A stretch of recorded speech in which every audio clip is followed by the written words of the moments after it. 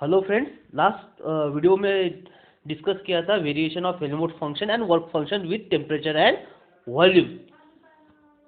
उसमें कुछ पॉइंट्स देखे थे, कैसे डेरिवेशन किया था टेम्परेचर और प्रेशर के अगेंस्ट, उनका क्या क्या चेंजेस होता है, वो सब हमने लास्ट वीडियो में देखा है। इस इक्वेशन को डिफरेंशिएट किया था, फिर कुछ लास्टली अपने को मिला था equation number dg at constant temperature P equal to minus S। एक इक्वेशन मिला था, dg is equal to vdp minus S dt। और यहाँ पे दो केसेस, जब टेम्परेचर कांस्टेंट रहेगा या फिर जब प्रेशर कांस्टेंट रहेगा। Now we have to discuss spontaneity in terms of free energy. Spontaneity in terms of free energy मतलब यहाँ पे दो कंडीशंस आते हैं। जब स्पॉन्टेनिटी को अपन डिस्कस करते हैं तो हमें दो कंडीशन देखना पड़ता है। पहली कंडीशन है कि spontaneous change is a unidirectional और इरिवर्सिबल। यूनिडायरेक्शनल है और दूसरा क्या है, वो एक तो यूनिडायरेक्शनल है या फिर इरिवर्सिबल है। No work has been done with no work has been done for spontaneous change. It occur itself. On the other hand, reversible change is bidirectional. Reversible change होगा तो वो bidirectional हो सकता है। रिवर्सिबल चेंज अगर होगा तो बायडायरेक्शनल, लेकिन अगर इरिवर्सिबल होगा तो वो बायडायरेक्शनल नहीं है। वो इरिवर्सिबल होगा तो वहां पे वो स्पॉन्टेनियस चेंज होगा। जो इरिवर्सिबल चेंज होगा वो स्पॉन्टेनियस होगा, लेकिन अगर रिवर्सिबल चेंज होगा तो वो होगा बाय डायरेक्शनल। वो कैसा होगा, bidirectional. For a reversible change occur work has been done. Reversible change के लिए वर्क डन होता है, पर इरिवर्सिबल के लिए वर्क डन नहीं पकड़ा जाता। दूसरी बात कि there is no time factor for spontaneous change, it may occurs rapidly और स्लोली। स्पॉन्टेनियस चेंज के लिए टाइम फैक्टर नहीं होता है, वो रैपिडली भी हो सकता है और स्लोली भी हो सकता है। आगे बढ़ते हैं। हमें पता है कि G is equal to H minus T S. अभी तक इक्वेशन में यही देखते आए हैं कि G is equal to H minus T S. ये हो गया। नेक्स्ट है एंथैल्पी भी पता है, H is equal to E plus PV, pressure into volume. Equation 1, equation 2। अब यहाँ पे H की वैल्यू, मैं H की वैल्यू अगर यहाँ पे डाल दूंगा तो by put in equation 2 in equation 1 तो क्या मिलेगा, G is equal to, simply H की वैल्यू पुट कर रहा हूँ, E plus PV minus T S. Equation number 3। इस इक्वेशन को मुझे डिफरेंशिएट करना है। Differentiate equation 3। डिफरेंशिएट, अगर इस इक्वेशन को डिफरेंशिएट करता हूँ तो ध्यान से देखिएगा, इक्वेशन क्या था, D G is equal to E plus P V minus T S. इसको करना है डिफरेंशिएट, तो क्या होगा, सॉरी डीजी नहीं था, जी था। G is equal to E plus P V minus T S. इसको डिफरेंशिएट करना है, तो डिफरेंशिएट करने के बाद क्या मिलेगा, D G is equal to D E plus P V, sorry plus P D V plus इसका differential V D P minus इसका differentiate T D S minus S D T. इस इक्वेशन को बोल देंगे इक्वेशन नंबर 4। ये होगा एक equation 4। Equation number 4 यहाँ पे मिल गया। Next, according to first law of thermodynamics, according to first law, according to first law of thermodynamics सबको पता है। अब हम लोगों ने अब तक कई बार देखा है, D reversible is equal to D E plus P D V. अब यहाँ पे और इक्वेशन नंबर 4 में अगर देखोगे तो D E plus P D V की वैल्यू दिखेगी, लेकिन एग्जाम में ध्यान देना है कि ये वैल्यू वहाँ पे पुट नहीं करनी है, इमीडिएटली इस वैल्यू को पुट नहीं करना है, हमको थोड़ा आगे बढ़ना है। एंट्रोपी चेंज भी पता है। Entropy change by the definition of entropy change, D S is equal to D Q R E V reversible by T. इसको थोड़ा सिंप्लीफाई करता हूं तो क्या मिलेगा, T D S is equal to D Q reversible. यहाँ पे TDS की वैल्यू मिल गई, डी क्यू रिवर्सिबल।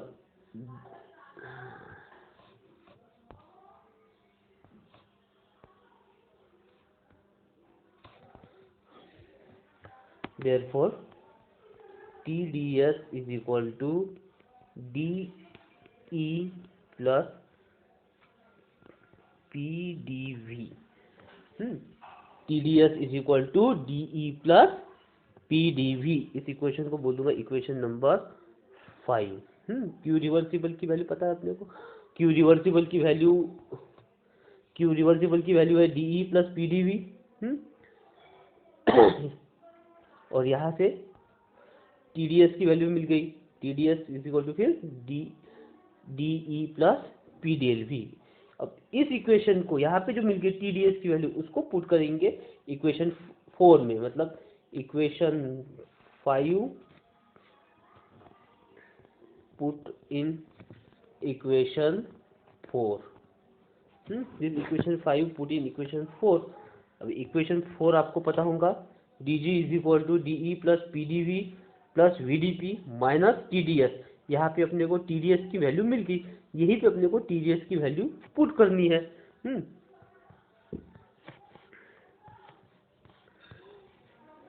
तो मैं लिखूंगा dg is equal to DE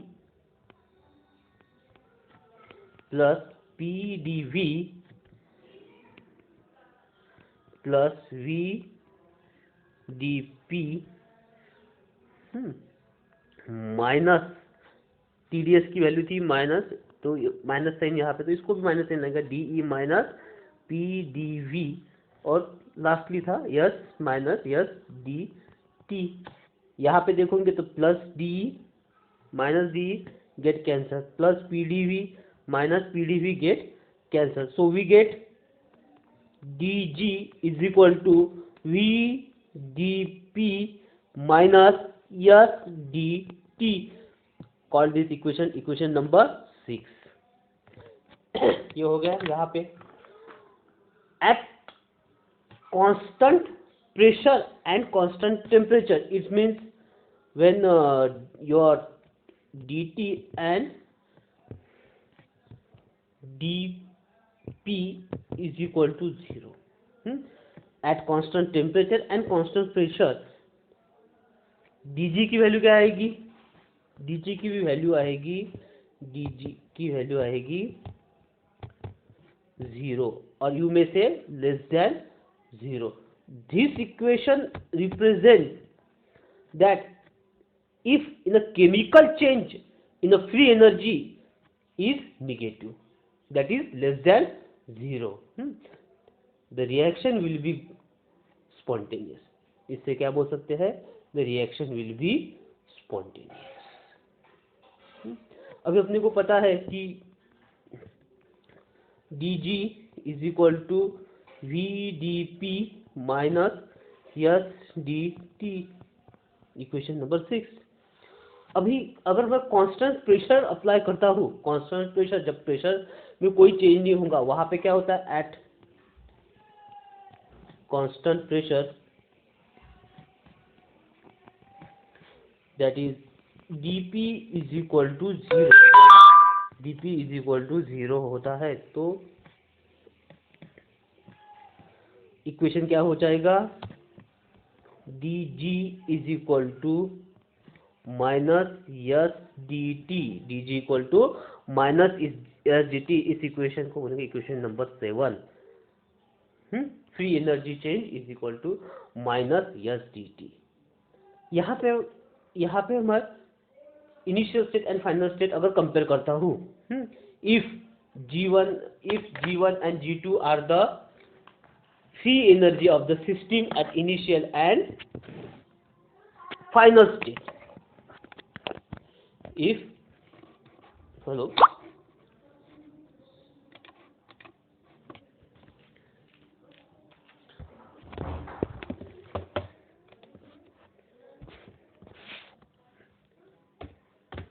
if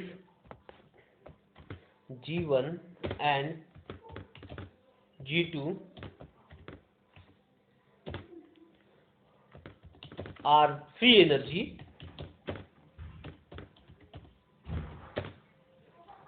of the system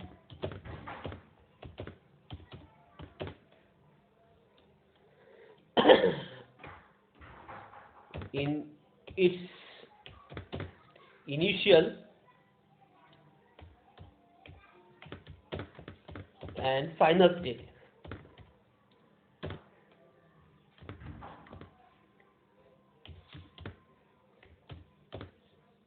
respectively, then क्या बोल सकता हूँ, therefore अभी इस इक्वेशन 7 को कैसे लिख सकता हूँ, अगर इनिशियल एंड फाइनल स्टेट पे अगर मैं इसको डिफाइन करता हूँ तो क्या लिख सकते हैं, क्या लिखेंगे, D G one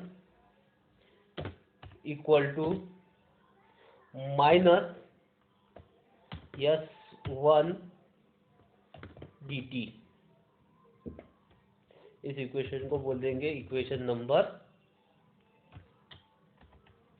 8।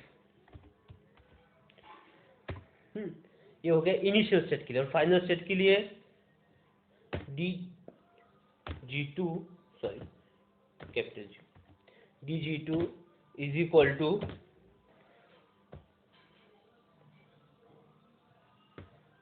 Minus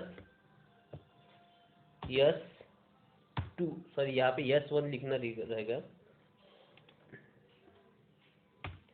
S1 यहाँ पे S2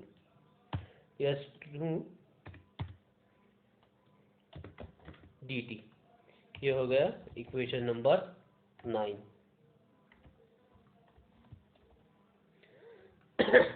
अगर यहाँ पे मुझे डेल जी निकालना होगा तो क्या करना पड़ेगा, सब्स्टिट्यूट इक्वेशन 9 and 8, इसका क्या करना पड़ेगा, सब्सट्रैक्शन करना पड़ेगा। तो उसे क्या बोलेंगे, तो वहां पे क्या मिलेगा, अगर सब्सट्रैक्शन किया तो del ji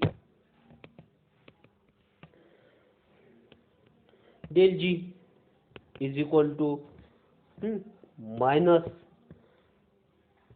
del S into D T, equation number 10।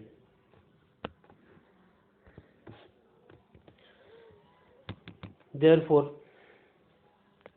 d del of dt is equal to minus del S. इसे थोड़ा सिंप्लीफाई किया, इस इक्वेशन को थोड़ा सिंप्लीफाई किया, dt इधर ला लिया, तो डेल एस की वैल्यू निकालनी है। यहाँ पे अपने को कौन सी वैल्यू निकालनी है, सिर्फ डेल एस पे अपने को कॉन्सेंट्रेट करना है। Now we know that del G is equal to del H minus T del S। del G first law of thermodynamics के हिसाब से del G is equal to del H minus T del S। यहाँ से भी del S की value निकाल सकते हैं, वो कैसे होगी, फिर डेल टी को ट्रांसफर कर देंगे, del G minus del H is equal to minus T del H, T को ट्रांसफर कर दिया left hand to right hand side, यहाँ पर रहेगा सिर्फ डेल एच और टी को, तो टी आ जाएगा डिनोमिनेटर में। This is the equation number next I think 12। तो सब्सटीट्यूटिंग, अब यहाँ पे भी डेल एच की वैल्यू मिल गई, इस वैल्यू को इक्वेशन 11 वैल्यू में पुट करेंगे।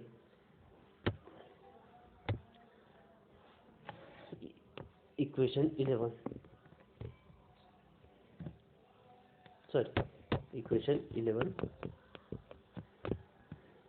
यहाँ पे वैल्यू पुट करेंगे, डेल एस की वैल्यू जो मिल गई है, इक्वेशन 11 था D G D of del G of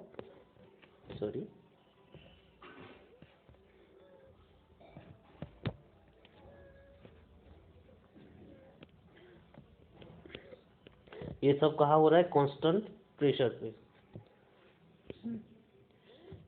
del S की वैल्यू माइनस डेल एस की वैल्यू मिली, del D G minus del H by T, equation number 13।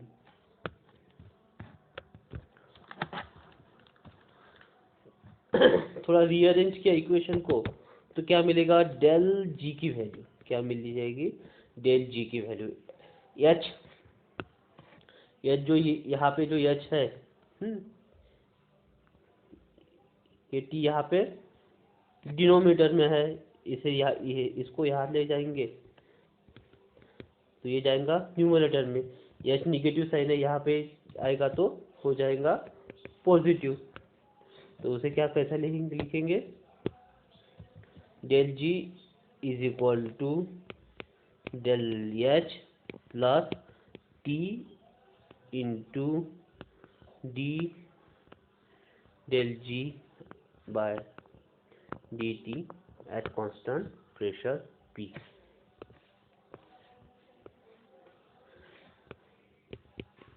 This is the Gibbs Helmholtz equation. ये क्या है, गिब्स-हेल्महोल्ट्ज इक्वेशन। ये हो गया आप यहाँ तक के, आई होप आप सबको समझा होगा। नेक्स्ट है application of this equation. Application, इसके दो एप्लीकेशन है। First application calculation of EMF, calculation of EMF of a cell. EMF of a cell calculate करने के लिए हम गिब्स-हेल्महोल्ट्ज इक्वेशन यूज करते हैं। जैसे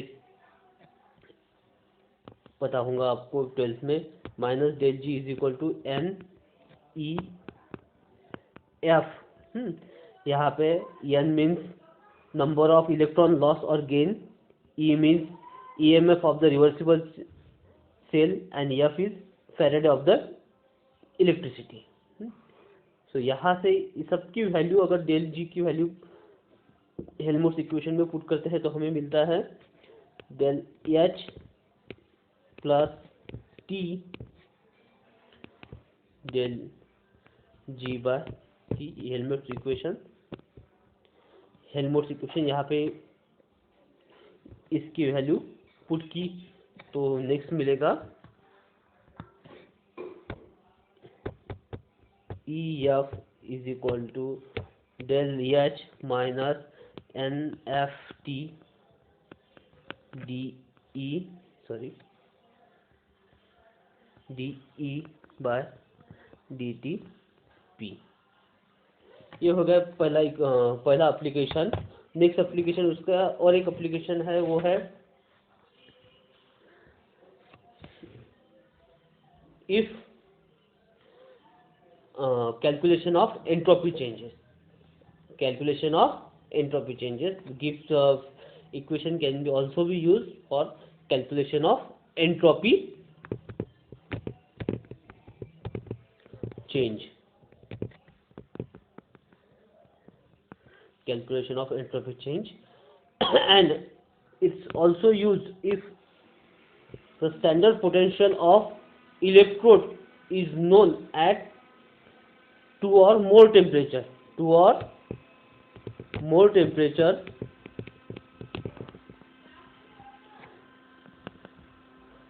The entropy of the reversible ion can be determined by using suitable form of Gibbs-Helmholtz equation. So this is all about the Gibbs-Helmholtz equation.